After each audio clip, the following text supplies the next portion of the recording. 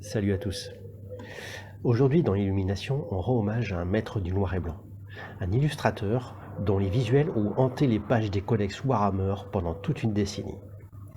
Son trait précis, brutal, évocateur a marqué l'âge d'or des Games Workshop. Je parle bien sûr de Mark Gibbons. À travers cette vidéo, on va revenir sur son style, ses œuvres emblématiques et l'impact qu'il a eu sur l'univers de Warhammer, aussi bien dans Warhammer 40 000 que dans Battle. Installez-vous confortablement, sortez vos vieux White Dwarfs et laissez-vous porter par l'encre et la légende.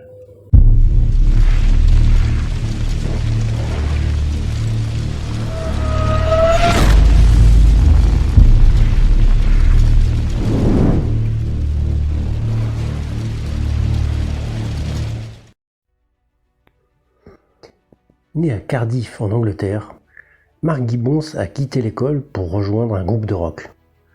Malheureusement, une blessure au bras lors d'un entraînement de catch va l'empêcher de jouer pendant 3 mois. Cette période de calme va le faire réfléchir et va le convaincre de poursuivre sa carrière en tant que dessinateur. Grand fan d'univers fantastique, de Donjons et Dragons et d'illustrateurs comme Rodney Matthews, Mark savait qu'il serait tôt ou tard amené à travailler dans une entreprise comme Games Workshop. Après avoir envoyé plusieurs dessins à John Blanche, il finira par être engagé par le studio de Games Workshop au début des années 90 et commencera sa carrière de dessinateur en illustrant des suppléments Deathwing et Jaina Steeler pour Space Hulk. Entouré d'artistes légendaires comme Paul Bonheur ou Adrian Smith, il avoue aujourd'hui avoir énormément appris de ses collègues de travail chez Games Workshop. Ses influences sont Jess Goodwin, John Blanche et les comics de Conan le Barbare, notamment le travail de Ruby Nebres. Rodney Matthews a été une grande source d'inspiration également. Son projet le plus prenant fut sans conteste la couverture de la 5e édition de Warhammer Battle. Il n'a pas eu de projet favori en particulier, mais les Skaven, les Eldar, le chaos collaient parfaitement à sa personnalité. Travailler en collaboration avec des sculpteurs comme Jess Goodwin lui a procuré beaucoup de plaisir. Une grosse partie de son travail était de s'inspirer des concept art des sculpteurs pour élaborer ses dessins, bien que parfois il arrivait que ce soit l'inverse, notamment pour les personnages du Chevalier de Sinople et de Morgana la Fée. Jamais il n'a senti avoir été mis sous pression pour sortir un dessin plus vite, contrairement à l'équipe de la rédaction White Dwarf qui était constamment en train de courir. Son style de peinture a évolué au fil des années passées à travailler pour Games Workshop. Il travaillait beaucoup au crayon en papier au début, mais les photographes chargés de prendre son travail en photo se plaignaient de la brillance du graphite de son crayon. Il fut donc contraint de travailler par la suite à l'encre de Chine.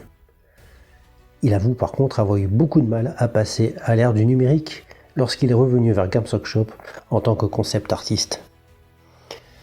Il dessinait essentiellement en noir et blanc.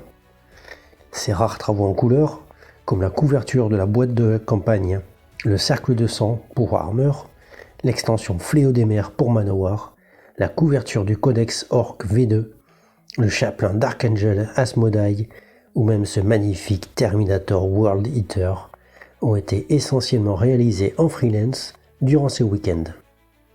Petite anecdote marrante, l'un des travaux en couleur de Mark Gibbons est le plateau du jeu Battle for Armageddon, un wargame à pion écrit par Jarvis Johnson et édité en 1992. En l'an 2000, année de la sortie de la PlayStation 2, il se lança comme artiste freelance et travaillait pour Eidos Interactive.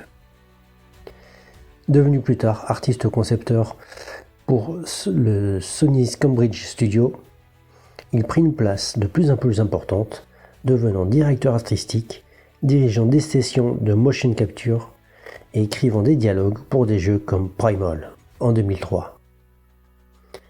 Quittant Sony après 4 années, il redevient freelancer et travailla encore ponctuellement pour Games Workshop avant de trouver sa place actuelle dans le studio de Blizzard Entertainment.